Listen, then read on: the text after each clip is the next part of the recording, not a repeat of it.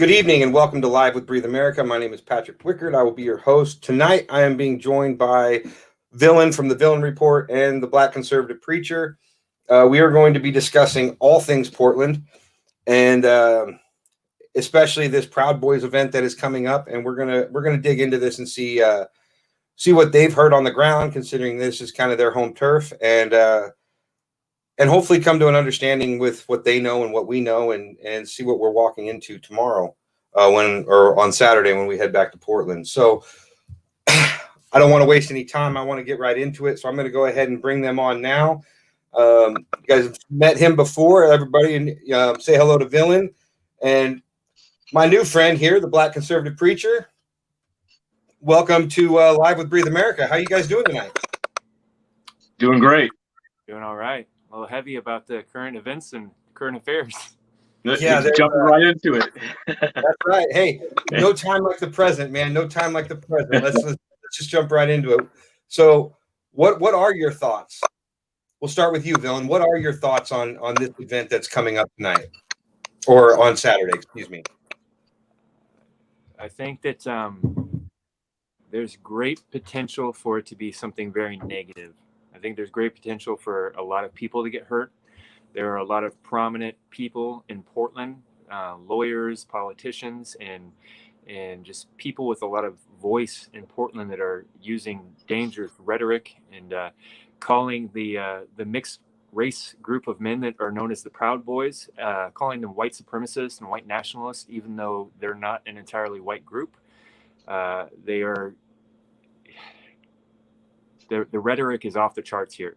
And I think that there's big potential for people to get really hurt. The rioters the last couple of days have turned up their violence. The Portland Police Bureau have even done press releases and spoken privately to different individuals about the concerns for their safety.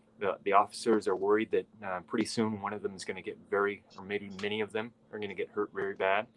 We saw in Louisville yesterday, 2 officers got shot. I don't feel good. I'm trepidatious about Saturday. And what about you? Should I call you by your first name or should I call you by the whole name? Because I don't really know what to call you, brother. You can call it. Hey, Quincy's the real name. So, all right. There it is. What about you, Quincy? What are your thoughts and what are your feelings about this event coming up Saturday? You know, at first, to me, just like a lot of Americans, people were like, enough is enough. We've been seeing stuff take place for 100+ days across the nation, across in the big cities. So a lot of people at first were like, okay, enough's enough. Finally, something's going to happen. People are going to stand up. Patriots are going to come together. And it was cool until things started escalating more and more, and you started hearing why people were coming into town, what's going on, and things like that. And like Dylan's saying, I mean, I've grown to a place where I'm thinking it's almost foolish for it to be happening.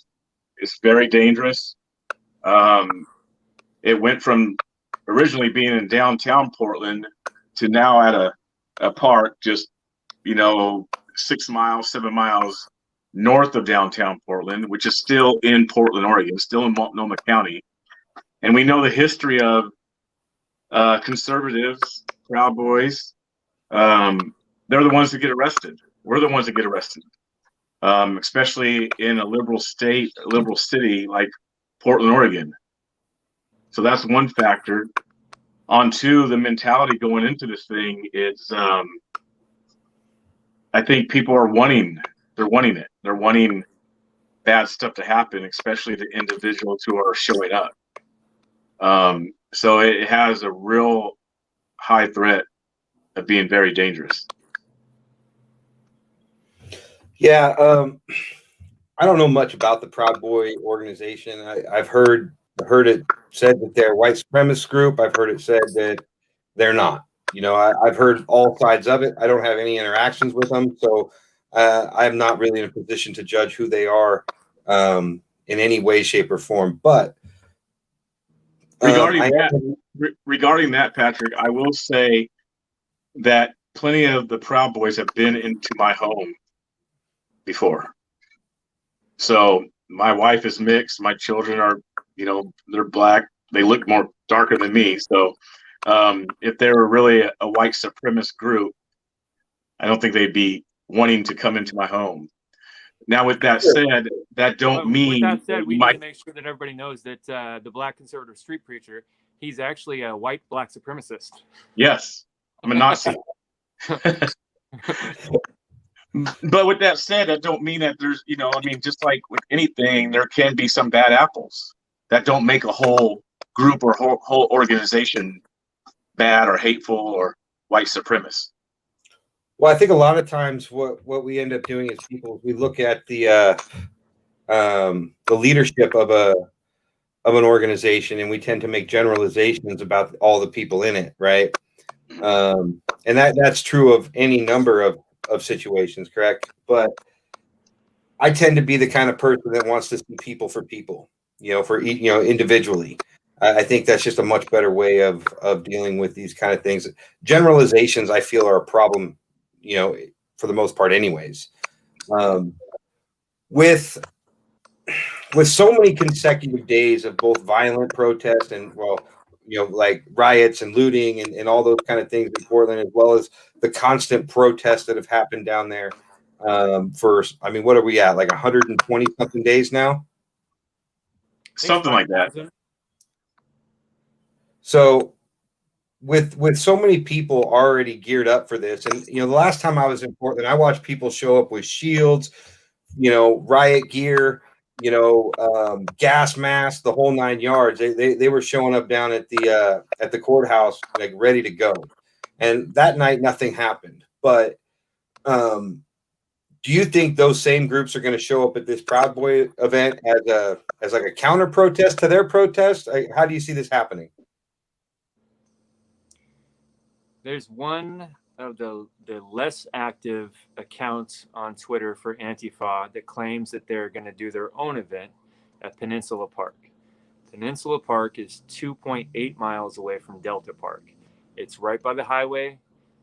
If they wanted to meet there and travel by foot or by car, that would be a very easy strategic starting point. I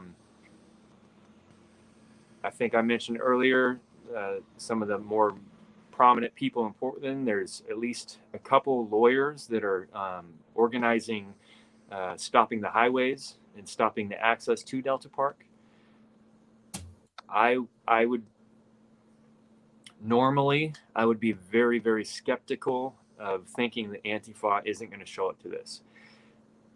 In the last couple of days, with the riots and the violence from the Breonna Taylor verdict, things are more intense, and I'm even more less willing to entertain the idea that they wouldn't show up. I think they're going to show up, and I think they're going to bring their most viscerous hate and violence with them. I'm scared that they've been deploying these Molotov cocktails lately that are kind of like napalm. I'm scared that people are going to get burnt really bad.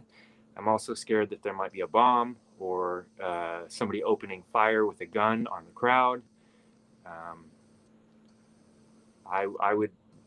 It would shock me if Antifa did not show up to this. Mike just brought up a good point in the comments, saying that he'd heard that the Proud Boys were denied a permit for the gathering. Is that accurate? Yes.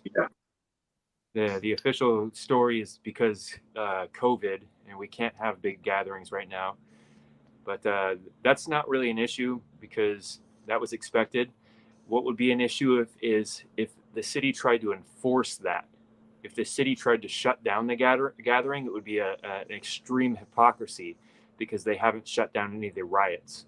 So that's just paper. That's a legality paper. Check the box. That we knew that was going to happen. Mm-hmm. But that also opens the door for the police to come in and arrest anybody that is at that gathering, right? Because it's no longer a lawful gathering. If they did that, there would be the biggest class action lawsuit against a city government that this country has seen, because if they are not going to shut down the far right's rioting that are violent, and they're going to shut down a conservative event before anything happens, the city would go under legally. I think that would be an open and shut case from my point of view. I'm not a lawyer, but No, I get you. Yeah. And what about you, Quincy? Do you feel like they are going to in fact show up? I mean, are we at the point now where people are actually just looking for conflict? They want the violence. They want the clash. Is that what's happening? I think a little bit. It goes back to what I was saying earlier, because for so long, I mean, Americans across the country were saying, "When is enough?" You know, especially in these big cities where the government and the mayors were allowing these rioters, these thugs, to do what they want in the cities. I mean, going into neighborhoods. I mean, there's countless of videos why people are eating dinners, going into neighborhoods, breaking people's windows, shining lasers into people's homes. And I think for so long, Americans were like, well, "When's enough enough?" And we need to rise up. The police can't do it. The police, their hands are tied because of the Democratic mayors, and I think a lot of people were going for it. And now it's like here in our face, and it's like, oh, this actually might really happen.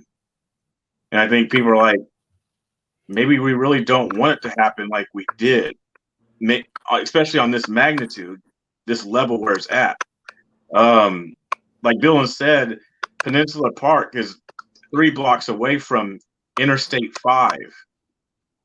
That's a major freeway along the West Coast.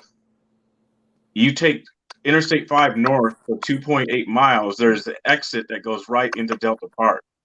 We know that Antifa and these protesters love to march, and the more they march, the more they get amped up. So I personally can see potentially them going onto the freeway of Interstate 5 and walking. I can see that happening. I want to address a comment I just saw. I don't remember the name of the person, but they said they're not letting them riot. They're trying to shut them down and fail. That is not true. Yeah. The Police Bureau and the city constantly puts out messages that they support their right to gather, even when they're gathering and blocking a whole several city blocks of traffic. The city of Portland is allowing this. They are enabling this. Completely. It is not something they are trying to shut down. That is, to be crass, that's bull. That's bullshit. Which is interesting, because earlier, Dylan, off air, Dylan mentioned an email being sent out today from the mayor, and he was denouncing the Proud Boys and basically anybody affiliated or anybody going to the rally. He was denouncing them, white supremacists, they're a hate group, XYZ. Yet there hasn't been one email over the past 100+ days of denouncing that group and terrorist organization called Antifa. Not one email from him. Now, do you think that's because there's no structure to Antifa, and it's really more just individuals that identify that way? Because Antifa is something that I've dug into a lot, and to find an actual structure, an actual website, how they communicate, like who's in charge, leadership, like none of these things exist. But yet with the Proud Boys, they do. So it makes the Proud Boys a little bit easier to go after, at least from where I'm sitting. How do you feel about that? That's not true. No? They do have websites. They do have organizations. They do have leaders. They're organized. That's just not true. I would love to see the links to the website. If you could hook me up with that, because I have looked and I have struggled to find any factual information about the organization of Antifa. And from what I've learned when I've been out talking with people, it's really just people who identify, or at least that's what they always say. Right. And it's easy. I think it's easy for them to say that because you cannot identify them because they are uniformed. They're anonymous. They're covered. So who are you going to point to? Sure. But like Dylan said, they are very organized. They are extremely organized. They're tactical. They know what they're doing. I mean, there's so many different layers to Antifa, where they get their stuff at. Even yesterday in Louisville, right? The verdict came out. And if you guys saw any of the footage, the very first thing you saw was a U-Haul truck pulled up. What comes out of the U-Haul truck? All sorts of weapons, shield, armor, everything. It was almost like it was just planned, organized. So Twitter. You said what? Twitter to organize. Yeah, I didn't hear you. Say it again. They use Twitter to organize. Well, I do know that they use a lot of social media and apps and things like that to communicate back and forth, all the people that are involved in the protest. There was a question that came up earlier that I think I'd like to ask too.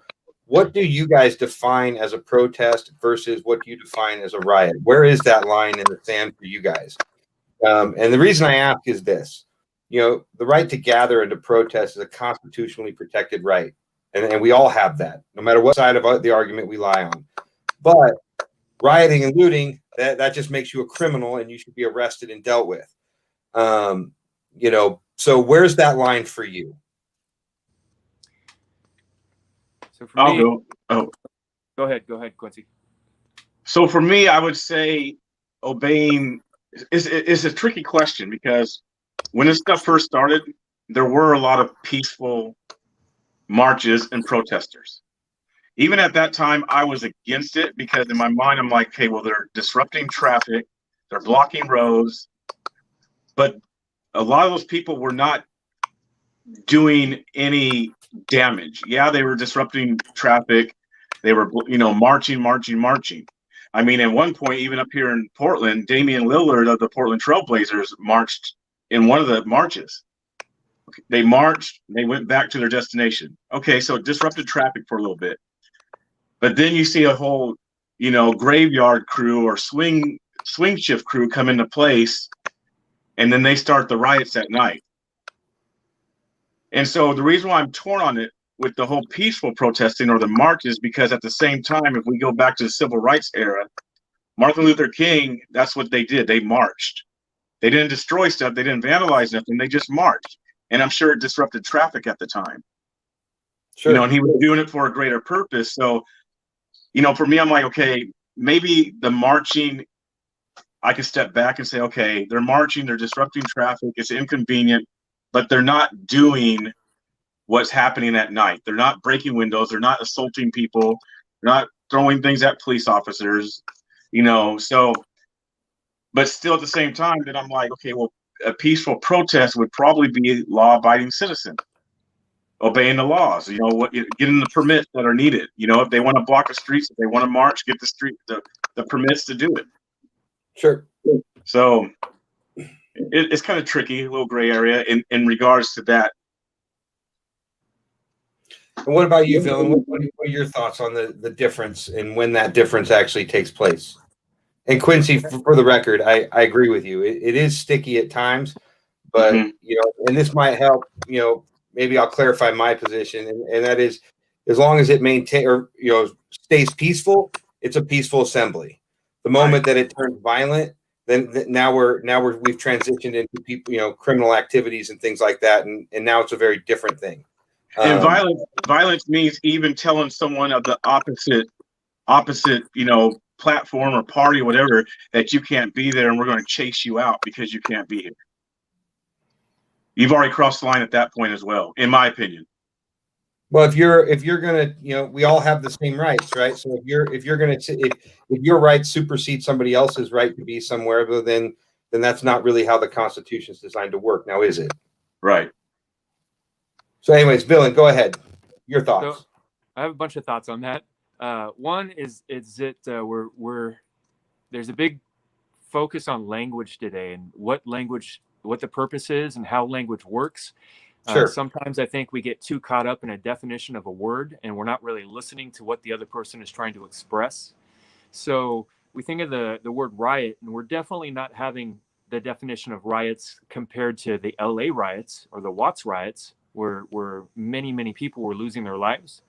It's not at that level, but people are trying to use a word to describe the unpeaceful, dangerous atmosphere that's happening. So two, I don't think that the Constitution does give you the right to protest. The First Amendment says we have the freedom of assembly. We can assemble. That does not give us a right to disrupt other people's rights. So I'm for marches. Even if Antifa, Black Lives Matter, if they want to have a march through the city, cool. If you're impeding traffic for a purpose to march and you're temporarily impeding traffic, that's reasonable. If your purpose to impede traffic is to impede traffic, then that's disrupting other people's rights to travel, and that's not peaceful.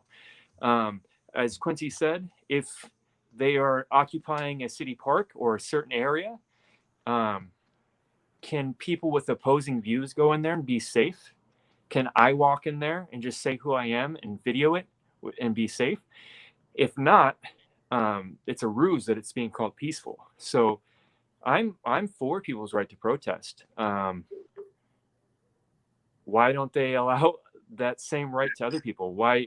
How come Proud Boys are planning a barbecue in a park on the outskirts of Portland, and there's a lot of talk that another faction is going to show up and cause violence and hurt them? So so the original question was, where do you draw the line between riot and a protest? To not get caught up in legalistic language, I think that we need to use different words: peaceful assembly or disruptive assembly.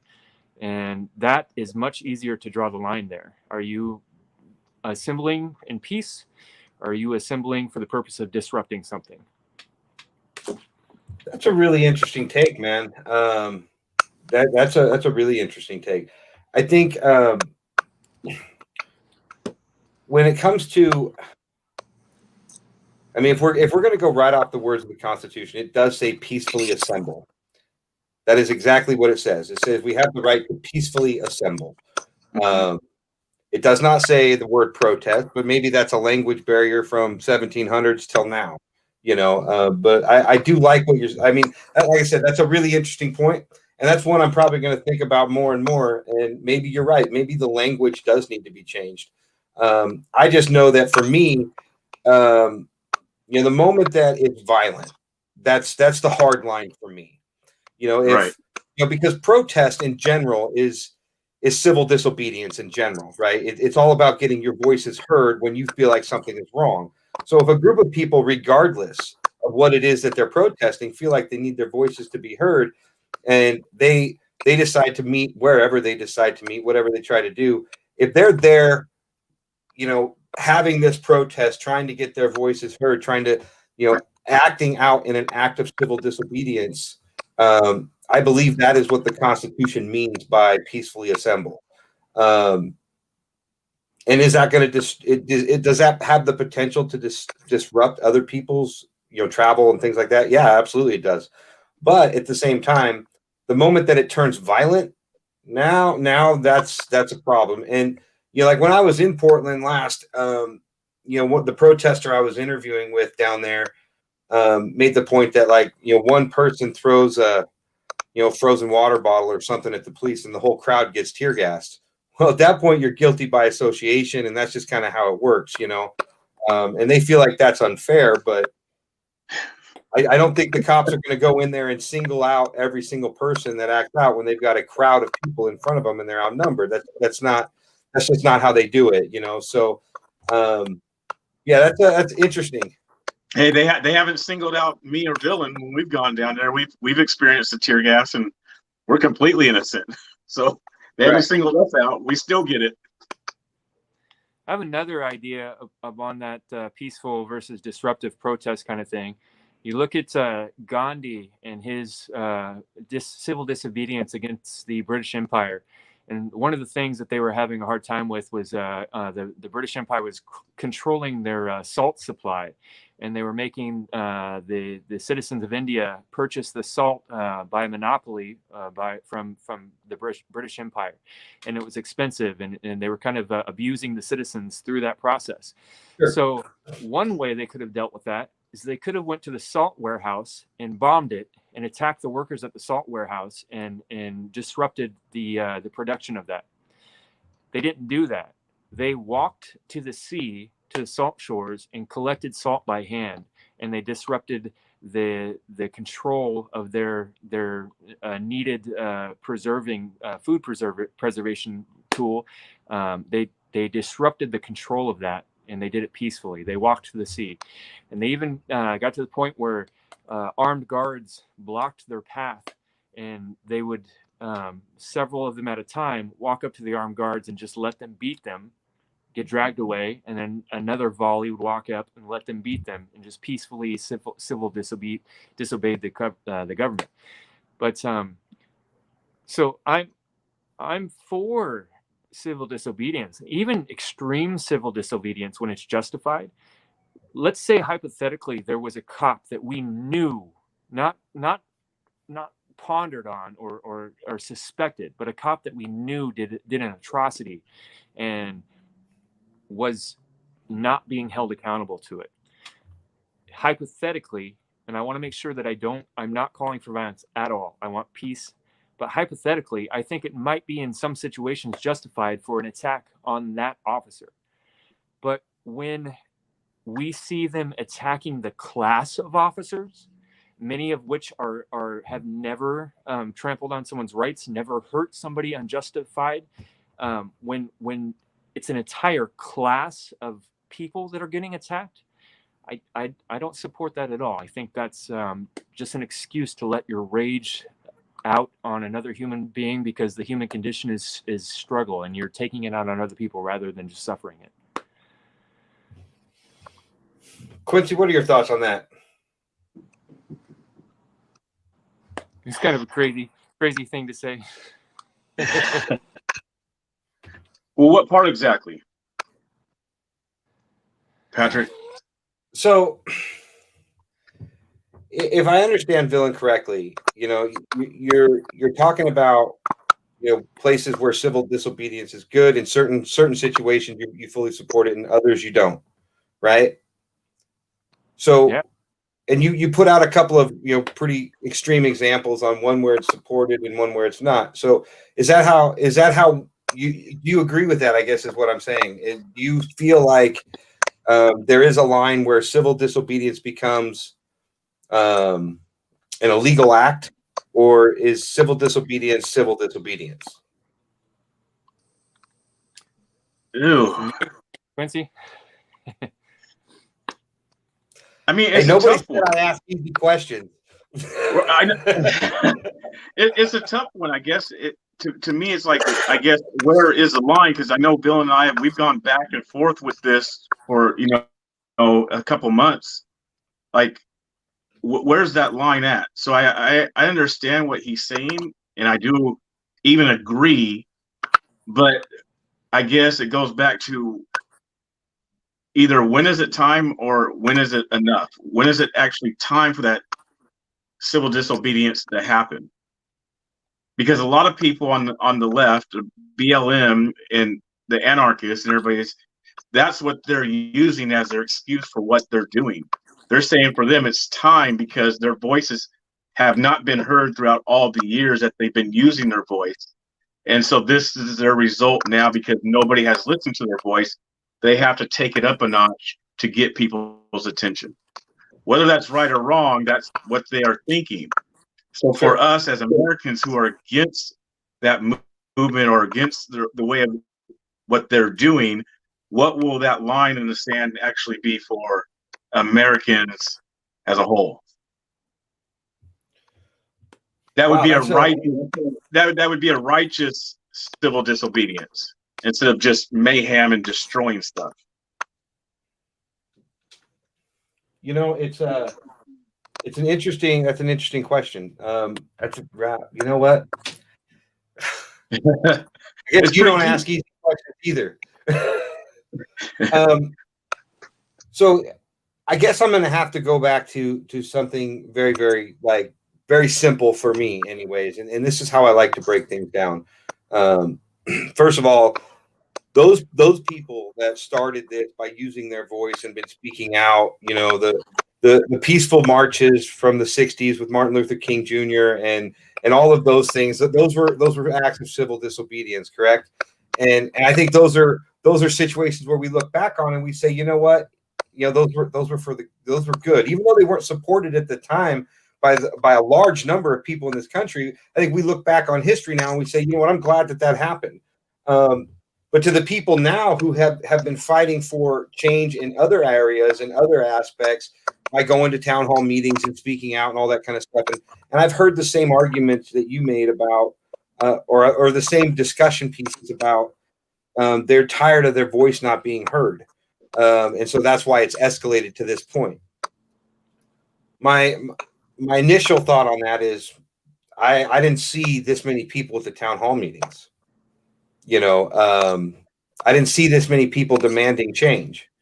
I never saw any of that. But one place where I have to draw a really distinct, or really straightforward, look at it is whether we agree with the BLM movement or disagree with it. Those are Americans too.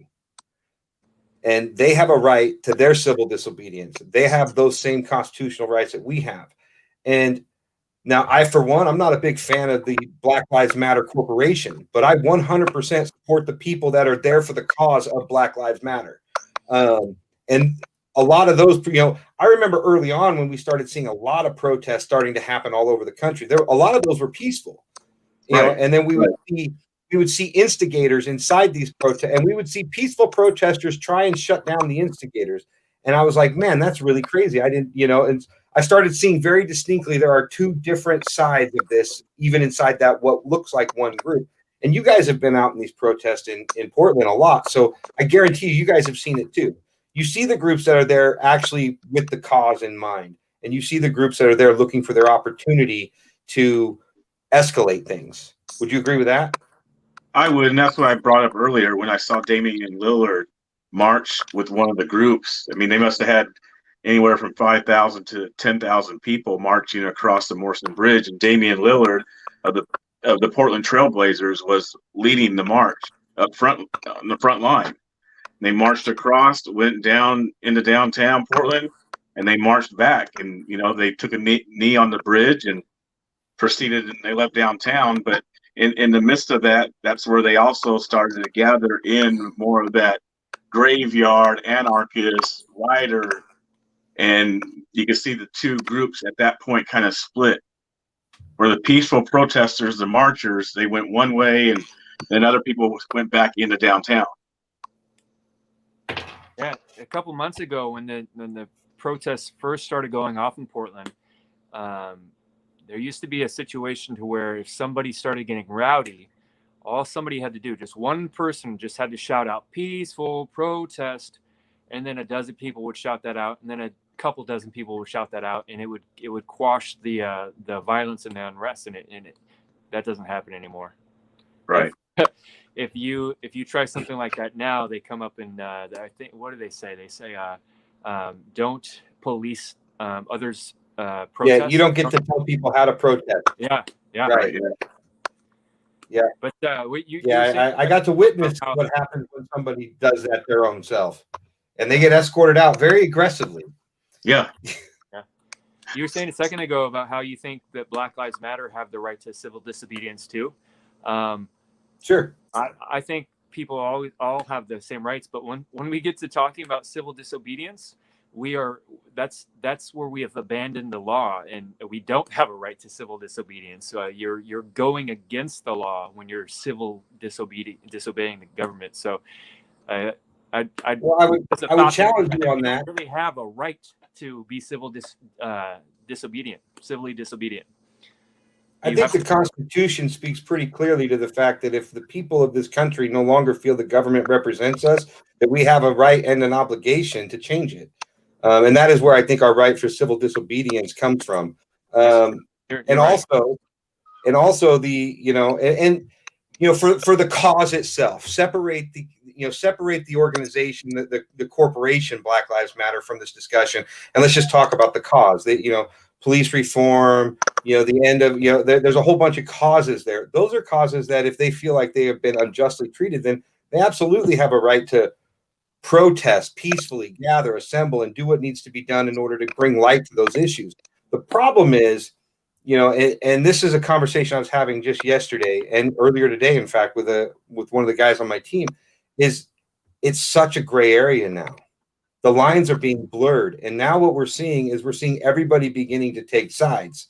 You have everybody taking either sides on the right or the left of these issues. And the moment that happens, you have people that want their side to win, right? No different than in any election. If you're a Republican, you go, and a lot of Republicans go to the polls and they just vote R right down the page, right? And a lot of Democrats go to the polls and they vote D right down the page because they want their side to win. Well, the moment it becomes about that, and it's not about listening to the American people, because at the end of the day, It's our country, all of our countries, and we share a destiny. And that's why I think it's better to operate from that angle, of trying to understand where can we do better, where can we help, versus just condemning outright. Now, I have no problem condemning violence. I have no problem condemning, rioting and looting, throwing Molotov cocktails at police. Are you kidding me? Like, this is crazy. Some of this behavior is absolutely absolutely wrong. And anybody that tries to justify those behaviors is also wrong.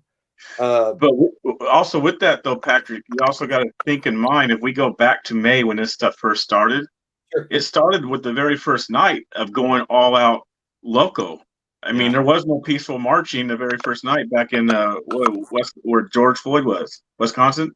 Right. There was no peaceful marches going on. It was straight police station fire. How many fires were set that night? Yeah. And so I mean, at that in Portland too. Right at that point, yeah, same. The second night here in Portland was a Friday night. It was just all out. So I mean, those things set the bar of what was to come. It wasn't going to really digress. That was setting the bar of what this movement and atmosphere was going to be like. But still, to classify everybody involved in that same way, that's a very broad stroke, and I can't get behind that broad of a stroke. Just like I can't get behind, when it's on the other side, and I'm a gun owner, and a lot of times we see these situations with, a school shooting or this or that, and all of a sudden it's all gun owners are this, all gun owners are that, and that's simply not the case. And I agree with you when you're saying about a broad stroke. The problem is, and I saw somebody else asked this here. I saw a question back. They're saying, well, the citizens in the city, they matter. They should have a voice. The problem is here, at least within Portland, and I think it's this way with a lot of Democratic ran cities, is that the citizens don't say nothing because most of them or a lot of them are in agreement. And those who are not are afraid of speaking out against it because of the repercussions that could come, whether it's job, family, house, their possessions or whatnot. Now, I don't live in Portland, so I mean, I'm an outsider looking in, and I will say this: when the governor told the police to stand down, and not to, that is an absolute mistake, and that invites lawlessness. Right. And so that is something that I cannot get behind at all. And then we had the incident. What was it? 2 weeks ago, where that guy was shot and killed, on a live stream of all things, as crazy as that was. I'm not sure that, and it seemed to me like after that incident, like all of a sudden the governor had a different policy. Like he started handling it differently. And it's a little late at that point. When you invite lawlessness into these situations, it's kind of hard to regain it, So, I mean, what do you think about the city's handling of the situation? Do you think it could have been handled better? Do you think that if they had enforced the laws, allowed peaceful protest to continue, but stopped the rioting in the moment that it happened, and then actually engaged in these things, do you think we'd be seeing a different outcome right now? Go ahead, Phil. Is he there? Yeah, I think there'd be a quite different outcome if our leaders would uphold the law. Yeah, and I do too. They're enabling this. This works in their favor and their agenda. Yeah. The Democrats are not all of them, but they're socialists. They want this revolution to happen. Yeah. I want to interrupt this for a second. So John Lee's comments here says, if I wear Black Lives Matter gear head to toe and walk into a Proud Boys rally, you really think I'm going to be safe? 100%. Yep. You are. If you go up and provoke them, they're probably going to get rowdy and maybe get physical with you if you get in their face or touch them. But yes, 100%. There are many people at those events that will control the more rowdy factions. You can 100% go into a Proud Boys rally and have the most offensive thing. They support your free speech. If you insult them or try to pick a fight with them, you're going to get a fight pretty quick. But if you just go in there without provoking them, just expressing your point of view, there are plenty of people in those events that are going to make sure that you're safe and you're protected. they'll defend you. And matter of fact, even to back that up, last week there was a flag wave. There's people here in town that do flag waves for the police officers. They support the police, and they were downtown in front of the Justice Center. And there was people across the street, Black Lives Matter and F the police, so on and so forth. I went across the street and I started interviewing one of the guys, and I told him that exact same thing. I said, if you go across the street, if they get violent with you or make you leave, I'll personally pay you some money. He said, are you serious? I'm like, yeah. I said, they won't do nothing to you. Yeah, I said, you go over there and just talk to them.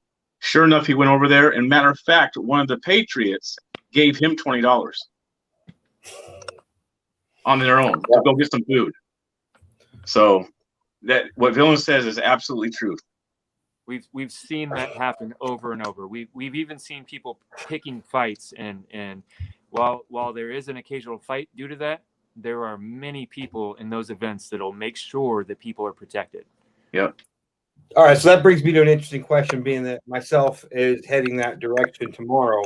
I am going to be down covering this event live, and the outcome of it. So, what are your recommendations? Just walk in and talk to them, tell them who I am. I would say so. A lot of times the Cowboys don't like giving interviews, so you might not get an interview from them. A lot of times they're kind of hush-hush, kind of like an MC club.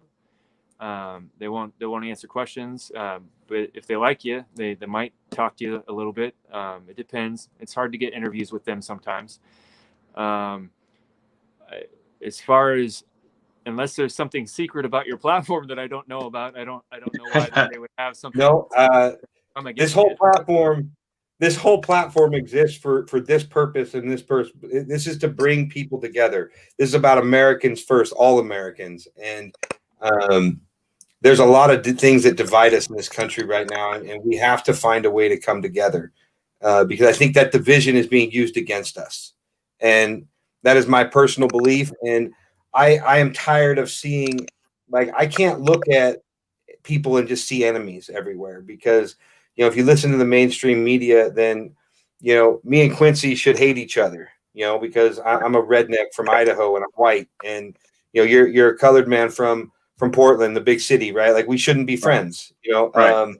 But I don't see an enemy, and I say that all the time. I don't see enemies in liberals. I don't see enemies with conservatives. On right and left, all these things. I just see things that really, like, miscommunications. If we could figure out how to actually just sit down and talk to each other respectfully as Americans, I think we could go a long way.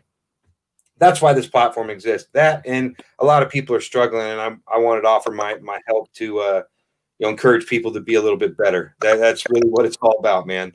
So yeah, we've been talking about that a lot recently too. I've felt like enormous pressure to pick a side and be on team this or team that, and that's just not who I am. I'm seeking truth and to understand this reality. And if I can't remember who I was talking to just today, and I was saying, if Antifa does something good, if they're going to go out and support some cause or whatever, and it's positive, and I agree with it, I'm gonna agree with them. I'm gonna side with them and say, look, they did this good thing. If the Patriot side or the conservative side does something bad, we are on record several times calling them out and saying, hey, I don't care what side you're on, you're acting poorly. We don't support this, and we're distancing ourselves from that. And I agree. It's so divided. And one thing that scares me is the left has been more active for quite a while right now. The right side of things is just now starting to peek their head out and starting to make a show of presence.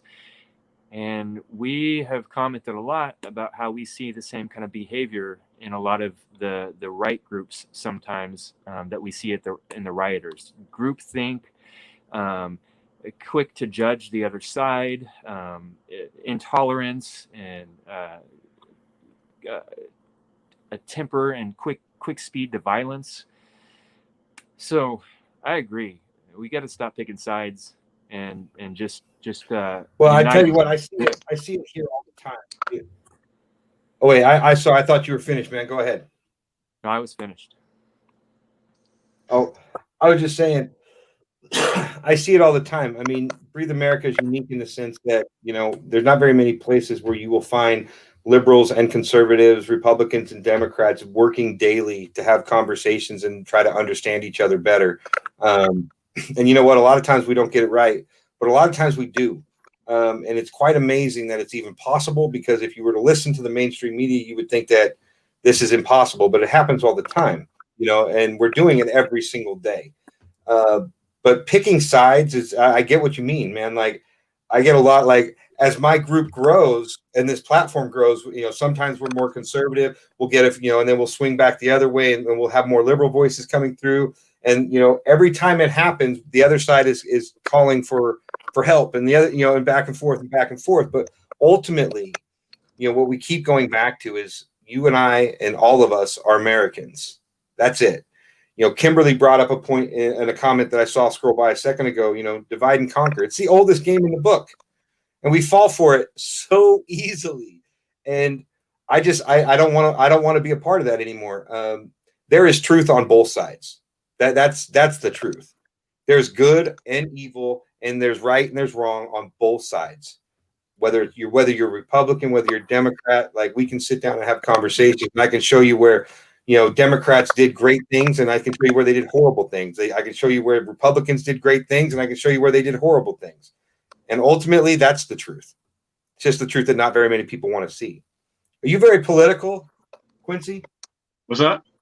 Are you very political? Yeah. What's that hat you're wearing? Yeah, what is that hat you're wearing? Ah. Don't say it. Don't say it. I'm not a sellout. I'm not a coon. Uncle Tom. Man, you're an American, and you're entitled to your opinion, brother. That's all there is to it. That's all there is to it. So you're not going to hear any of that from me. Politics is an interesting game, and seeing how our politicians have benefited or played into or pandered to some of these protests and riots. What were your thoughts on Nancy Pelosi finally speaking out and denouncing the riots the other day? I don't know. I don't really buy it. I don't. For me, I kind of do pick a side. I'm just going to be honest, because I'm kind of biased. I mean, I pick a side. I kind of lean more toward, pro-life. I don't believe in. Wait a minute. Wait, your name is the Black Conservative Preacher, and you picked a side? I know. Really? I'm just saying. That's just me. So it's hard for me to kind of go down the middle, because a lot of this stuff has been taking place over, 30, 40, 50 years of things getting to this point. So, I favor strongly the conservatives and a lot of values on there. And so it's hard for me to look at the other side, especially now in our country, and say, oh yeah, there's some good things on that side. I can't personally do it, not to say that there isn't some good things. And I know there's some good people, and people, the intentions are to do good, but as a whole, the platform, to me, I'm like, I can't rock with it at all. Hey, and you know what, man? That's the beauty. Kristen has a message for you. I don't know if you got to see that or not. I saw that. Yep. Yeah, we don't do labels. You are free to be whoever you choose, and that is definitely the Breathe America way. Appreciate that. But yeah, it's sides, picking sides. I guess I've picked a side too, and my side is simply the American people, all of us. Right. Not criminals, though. They need to be prosecuted and go to jail for their crimes. Not rioters and looters, not those that want violence and hate and destruction. I don't back that at all. But I do back the American process. I do back the American people. And more than anything, I back the Constitution. Right. I don't personally believe that there is a single problem that we have in today's society that cannot be solved in that single document. I agree. Yep. It was pretty well written. I got to give it was. It was Dylan, pretty well written, especially back in those times. Right? It holds true to this day. Dylan, I know. what were your thoughts on Pelosi's coming out and denouncing the rioting after all these months? Did you guys see that video clip the other day where she's talking to the journalist and all of a sudden she just stops and looks at the sky and then she's good morning Sunday, just out of nowhere. I'm pretty convinced that she's actually one of the robots from Mars Attacks and she's going to put her mask off pretty soon. I don't give a crap what she says. I don't listen to her. Clock's right today, big whoop. I have a good friend, and every time she comes up, and him and I don't agree on much politically speaking, but every time she comes up, he's like, she's a demon. Like, he just can't get past that. He just thinks she's a demon. It's hilarious. What about the fact that Trump came out in support of peaceful protest the other day when he did his speech when I was in Washington, as well as he denounced the riots, of course, again, but he came out in support of peaceful protesters? I mean, to me, it's probably the same with him. He's trying to win some. I mean, they all play games. They all want to reach, and so even with that, I'm sure he was probably trying to win some people over to him that he may not have. Just being honest. No, I agree with you. Bill, what about you? What do you think? Actually, you asked Quincy if he was very political. I hate politics. I am not a political person. The only reason I dabble in it at all is because of everything that's going on right now. I am theological and philosophical, and where those two things touch on politics, I will dabble to understand things a little bit.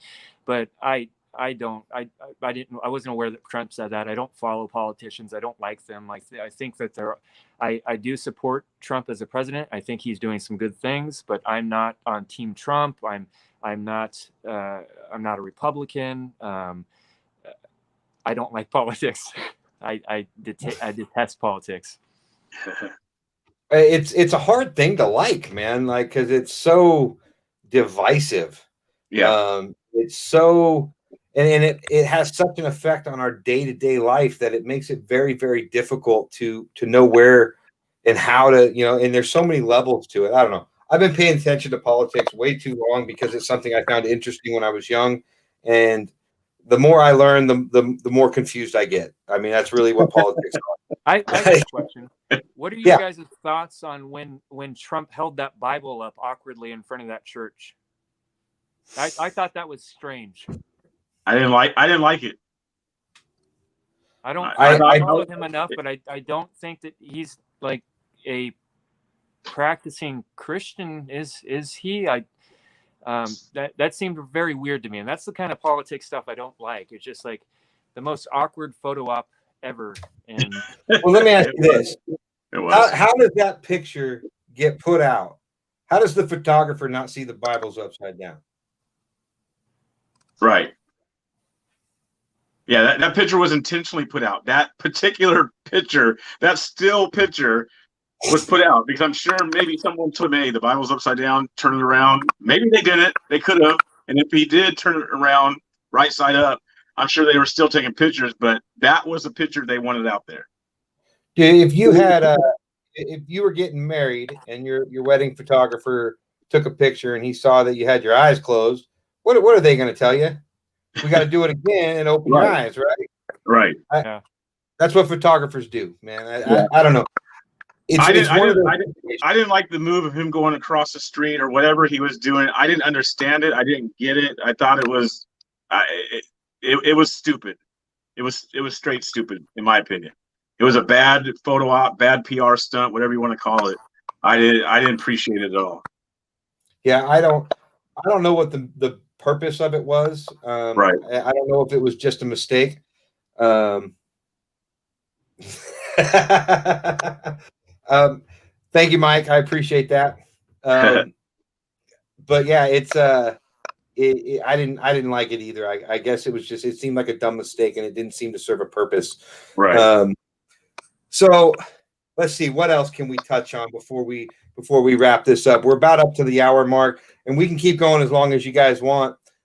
Is there anything else about the recent events? I haven't been to Portland in over a month now. So what have I missed as far as, I mean, I know the main stories, but what are the nights like that we don't see the media coverage on?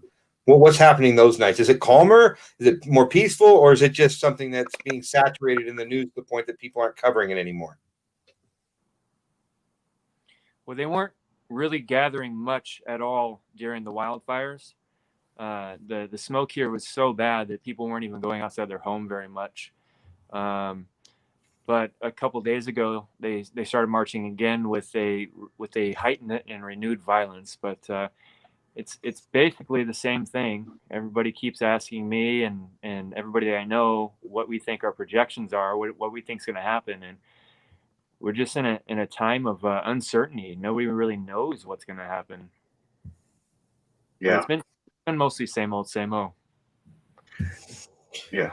What do you think happens if Trump wins the election? And also, what do you think happens if Trump loses the election and Biden wins? I think all hell's going to break loose if he wins. I still think it's going to be all hell breaking loose if he loses.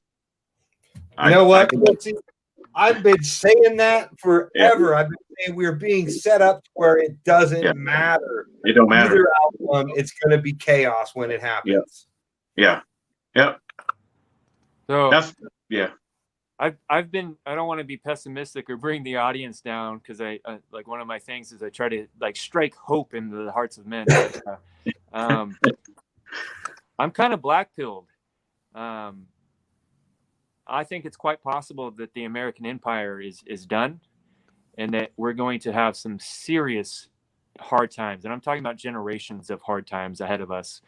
And I think people, as pessimistic as that sounds, I think people need to get stuff together. They need to make sure that their food supply is intact, their security is intact, and their hearts are intact, because we still have time to like figure out our philosophy and our beliefs on God and that kind of thing while things are a little bit chaotic right now.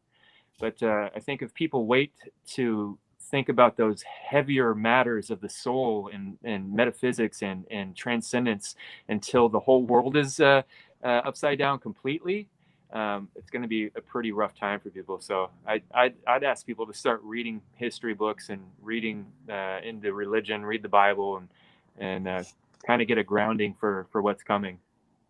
I think that's great advice, regardless of the time we're in. But I guess I have a little bit more optimism, and maybe it's the view that I see from what we do here at at Breathe America. But we're stronger than I think people realize. And Villain, this isn't to to like discredit what you just said, but you've been in it every night after night after night for a long time, man. And it is hard to stay hopeful when you see that all the time. But brother, let me tell you something. There's still a lot of good happening in this country, and America is a lot stronger than a 2020. It's going to take a lot more than that to bring us to our knees, man. Don't lose faith, my friend. Don't. I mean, we're going to be here a long time. I believe that through and through. But that doesn't mean that I'm not prepared for things. I grew up in a Mormon family, and I'm a Boy Scout, so storing food and being prepared are kind of just part of being alive at this point. So that's just kind of how it works. So, but no, I get what you're saying, and I know a lot of people are feeling that way. And to anybody that sees this, that feels that way, do not lose faith. Do not lose hope. There is a lot of good. Now, here's the problem: you have to look a little harder to find it. And for guys like Villain and Quincy here who live in this every single day, man, I can't imagine how difficult that has been on both of you. So I hope that you both taking time for yourself and getting away. I know you guys were recently in New York for the 9/11 anniversary. How was that trip? It was great. It was good, and it was Let's strange. talk something happy. You went and got all sad on me. Now I got to cheer you up.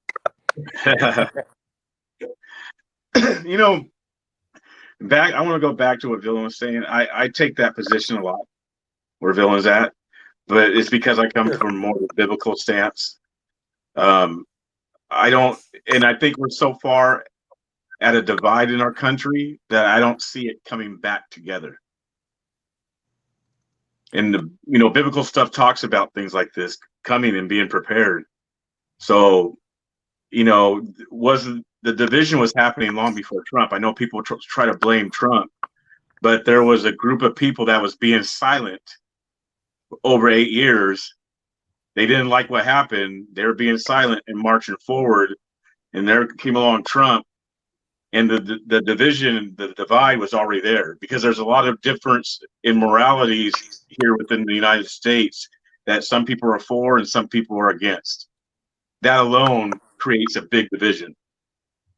You have the abortion issue, and you have the LGBTQ issue, which is big for a lot of people, and that's a big divide. And it's hard to bring those two together to reconcile and be, hey, let's just all get along and we kind of coexist. And even coexist is like kind of a fakeness. You're just coexisting. You're not even really existing together. So I see a divide big time. I see it too. I really do. There are a lot of there's a lot of right now, probably more than I have ever seen at any given time. But well, I know you were around that back then, Quincy. I remember September 11th very clearly. And I was 20, going on 21 years old when that day came, and I saw all the divide, all the bullshit fall to the wayside in the blink of an eye, and we just decided to unite just like that. Now, if we can do that, then we can do it now. The question is, do we want it? And that's ultimately what it comes to. Now, you're talking about like specific issues, like the abortion issue, for example. You're right. There's some people that see it very, very differently. Some people look at it as a moral thing. Some people look at it as a legal thing. Some people look at it as an ethical thing. Like, there's all sorts of different ways that people see that one particular issue. But don't you find it interesting that the only time that like that issue ever comes up is election years? Heavily, yes, but I've been seeing it even over the past 4 years as a regular thing.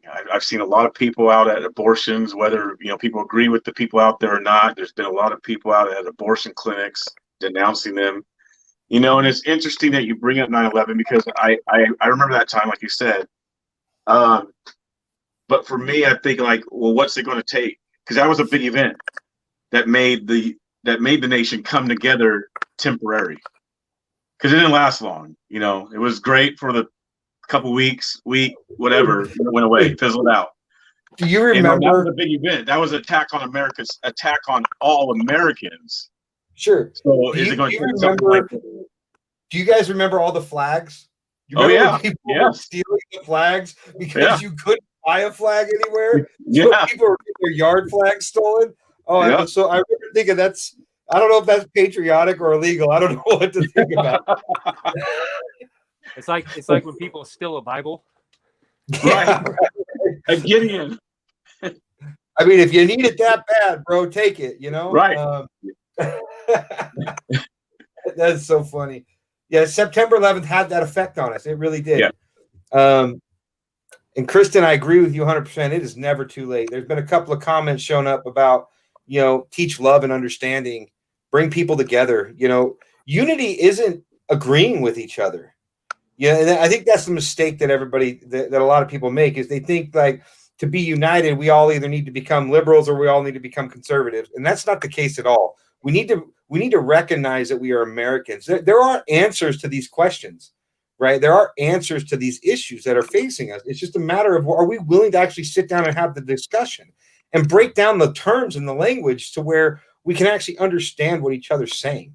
One of the things I found most interesting ever since starting Breathe America and seeing all these different people come together, and these people that are literally trying every day to come together, even though they don't agree on much, sometimes nothing at all. Right. But one of the most crazy parts about it is they're not actually that far apart when they learn how to talk to each other again. It's almost like we've been programmed to think that, oh, you're the enemy, I can't talk to you. And so the moment like certain words come up and we immediately shut down conversations on both sides. The left does this, the right does this. We're all guilty of it. We have to, as Americans, stop that. We have to demand more of ourselves than that. I personally, that's my thoughts. What do you guys think of that? I agree. And it does happen on both sides. People don't want to take the time to shut up and just listen. Let someone finish their thought, finish what they're saying, and then engage back the right way. Communicate, listen with the intent to understand, not the intent to respond. Right. That's something we don't see a lot of. True. And John Lee just threw up there, we are not what our politicians say we are. That's the truth. I speak out against the media a lot because I think a lot of the reasons we're divided so much is because of the media and the way that one side tells a story versus the other side tells the same story, and somehow they're two totally different stories. So I say all the time, like if we're gonna protest something or we're gonna fight against something, how about we fight against the media? Let's attack them in the ratings. Let's kill their ratings and stop watching and demand that they actually report facts. Yeah. Not opinions any longer. What are your thoughts on that, Villain? You've been quiet a minute. I agree. That's part of the reason why I started filming and everything in the first place, is because I wanted to see what was going on in the riots for myself. And then once I saw what the news was reporting, it did not match what I saw in person. And it kind of infuriated me, kind of put the nail in the coffin. Every once in a while, I will read articles online. And if someone sends me something, I can't dismiss video evidence. If someone sends me a video from a mainstream media, I'm gonna watch that. But I don't watch the news. People ask me, "Hey, did you see this last night on this channel?" I'm like, no, I don't watch that stuff. Every once in a while, I made some comments a couple weeks ago. I was staying in a hotel room, and so I just had the TV on in the room, and the news was on, and it disturbed me. Like I'm so unfamiliar with it that I'm not. It's not normalized to me. So when they use all those sensational tactics to make you feel scared or to make you apprehensive or tense, and it's just so blatantly obvious to me, and it creeped me out really bad. It's like, how do people watch this? This is just manipulation. I read a really large article. It was a study done by Harvard about the news media, and what they looked at it all the way back into the 90s until like 2016, I believe. And what they found was that 60 or 75% of what they say on the news is opinion. 25% of it is fact, and 60% of Americans can't tell the difference. Wow. That is probably one of the most appalling studies that you could ever read. And when you think about the ramifications from that, like if 60% of our population cannot tell the difference between fact and opinion because of where it's being aired, that's scary. That's downright scary. The American people are literally just misinformed. That's the problem. Yeah, something strange for me the last couple of months, having people watch me do live streams or watch my platforms online. I'm just a regular guy. I'm a yokel, and Quincy and all the guys that hang out with it, we're just regular people. We're not any different than the people that are watching us. We're normal yokel folks. But it's in this. I've had the chance to see things and associate with people that are being spoken of by politicians or being spoken of by the media. So I've had the chance to interact with Proud Boys. I've had the chance to interact with some Patriot Prayer. I've had the chance to interact with Antifa. And I'll give you an example of something that really disturbs me, that to bring it back to that letter that Ted Wheeler sent out, that email the other day, today, or I think it was today or last night. It's just last night, yeah. The way he spoke about the Proud Boys, I believe he called them either white nationalists or white supremacists. And to hear a politician talking like that about people that I have met, and it's just so blatantly untrue, it just blows me away. Another instance is being out at protests and then seeing the violence and the mayhem going on, and then seeing a news article or a news report reported as a peaceful protest. It like my mouth literally drops open sometimes when I'm hearing these media or politicians say stuff like that, because I don't know what's worse, if they're ignorant and believe the things that they're saying, or if they're willfully and consciously lying to that level. It disturbs me. Yeah. But anyways, I've had the chance in the last couple of months to have like a firsthand experience of that kind of stuff, and it's strange. Yeah. Quincy, what do you got to add to that? It's true. I mean, at the beginning of the broadcast, I shared with you that, the Proud Boys and Patriot Prayer. They've been in my home. They've been around my children. They've played with my children. They've took pictures with me. They've took pictures with my family. And then I see these emails that the mayor puts out and the commissioner, and it grinds me. It's like someone needs to really do something, and what can be done, I don't know, but no one is coming to defend these guys, Patriot Prayer or Proud Boy, in the media. No one's stepping up and saying the truth. And what I find really interesting and funny is I've been out at these events and Trump rallies for 4 years. The media has seen me. They know that I know the people in Patriot Prayer. They know that me and Tiny constantly shake hands and hug each other. They see me with the Proud Boys.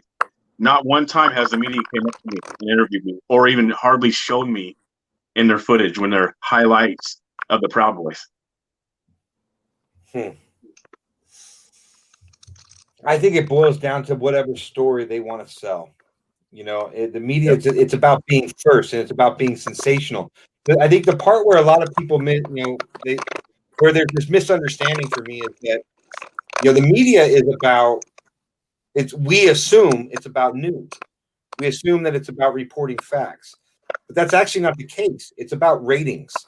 It's about viewership. Viewership, about making money.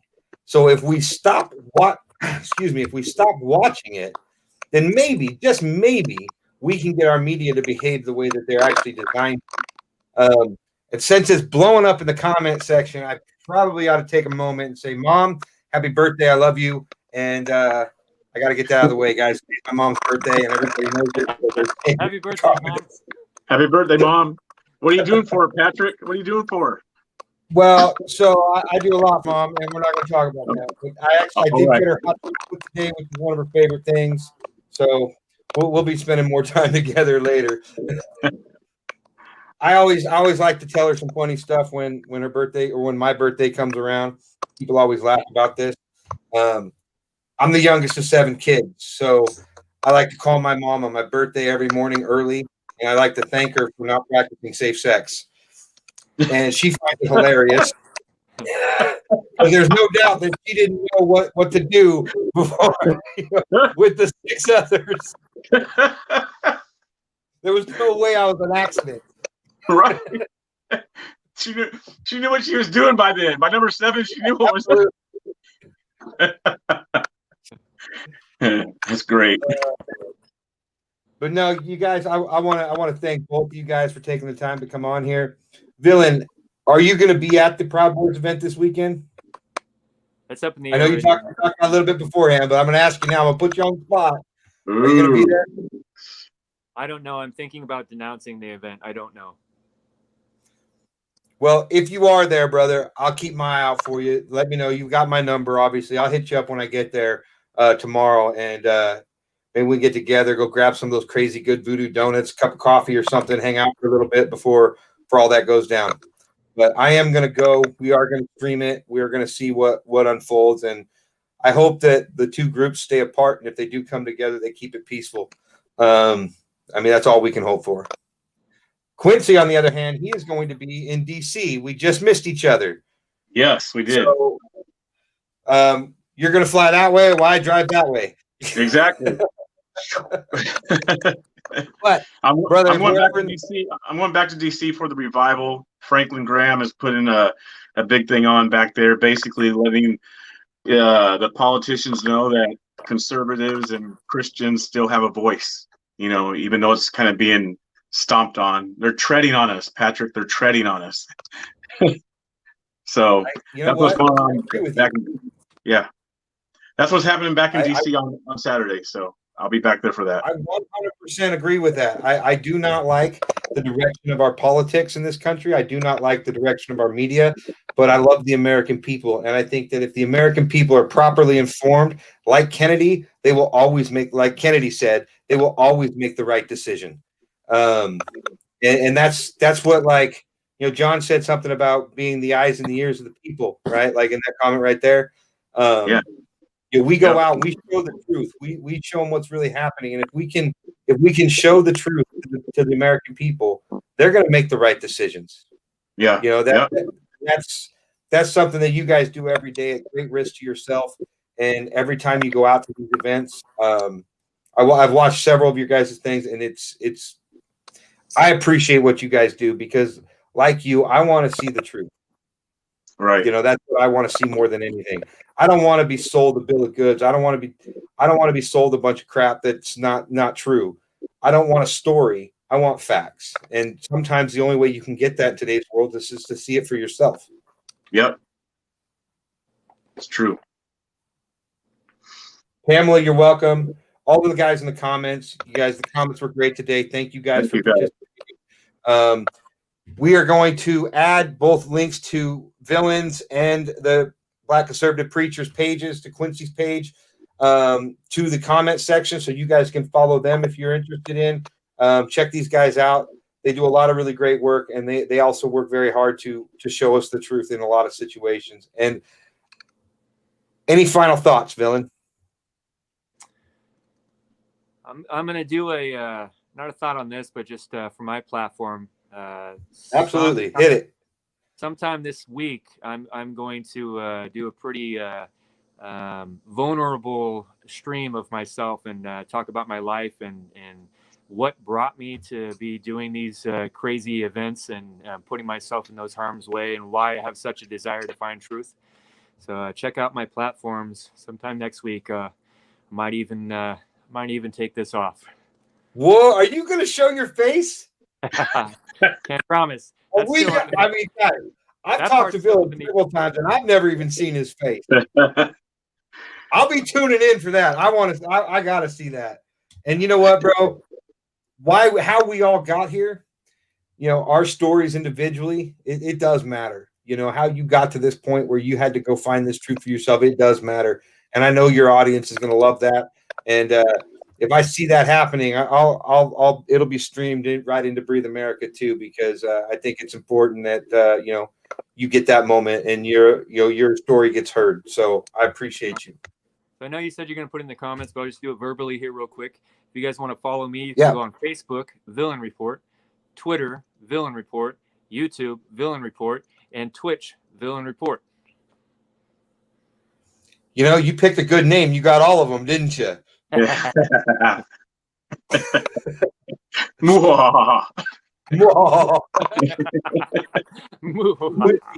final thoughts, brother? You know, for me, it's again goes back to our rights, freedom of speech, our liberties, and us having a voice. And I know a lot of Americans, a lot of patriots, a lot of conservatives, they're afraid. They feel like they're in a box. They feel like everything's being stripped from them. I would just encourage people to grab a hold of some boldness and courage. Have that voice, because whether if it's Antifa or the liberals, don't let them control you. Don't let them place that fear in you, because that's exactly what they want to do. They want to place fear in people. So rise up, make that stand, draw that line in the sand. It don't mean that you have to be violent, but at least be bold enough to say, hey, if you like Trump, you like Trump. Who cares? You know, because too many people are being silent. And that's why they're calling it the silent majority. Stop being afraid, stop being pacifist, and say what you want. You know, having the courage to speak your truth and to demand truth from others, that's a powerful thing, you guys. And I'm not going to skip over that last comment that was put up. Care to give a little teaser, Villain? They're asking if you have a beard or if you're clean shaven. I saw that comment, Rhonda. I can't let you know that. I can't let all the allure leave right now. Maybe that's why he's waited so long to show his face, because he's growing a beard. Don't, Villain. All right, you guys. And for me, Patrick, I'll shamelessly do my stuff. Facebook, absolutely. Plug your page, bro. Plug it. Yeah, the Facebook, the Black Conservative Preacher. YouTube, the Black Conservative Preacher. Instagram and Twitter is basically at the sign, the BC Preacher.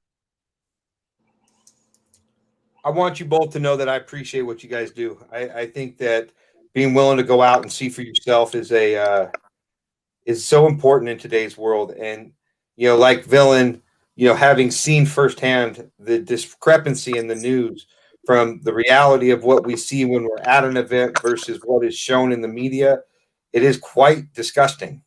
And I can't think of a better word for it than that, because it is like we are deliberately being misinformed, and that I have a problem with. So everywhere I go, every event I go to, it's about showing truth, whether that's through the eyes of the people that participate in it or whether that's through the eyes of a lens. And a lot of times when I go to these events, it's not about necessarily, my personal opinion. Damn it, Chuck! I'm trying to be serious here. Teach. But no, it's not even about Villain's opinion or Quincy's opinion or my opinion. It's about the truth. And that's why video and going out and showing these events is so important, because when you see for yourself, you can decide for yourself. And ultimately, I believe that's something we all have the right to see for ourselves, is how these events unfold and whether or not you think right and wrong falls on either side. But with that, you guys, I'm going to jump off here. I want to thank these guys for coming on to the show. I hope we can do it again soon. Villain, like I said, if we can meet up in Portland, that would be awesome. I won't even go live and show your face, or you can just be covered up. I don't care. But have an amazing night, you guys. And as always, remember, be a little better tomorrow than you were today. Thank you, Patrick, for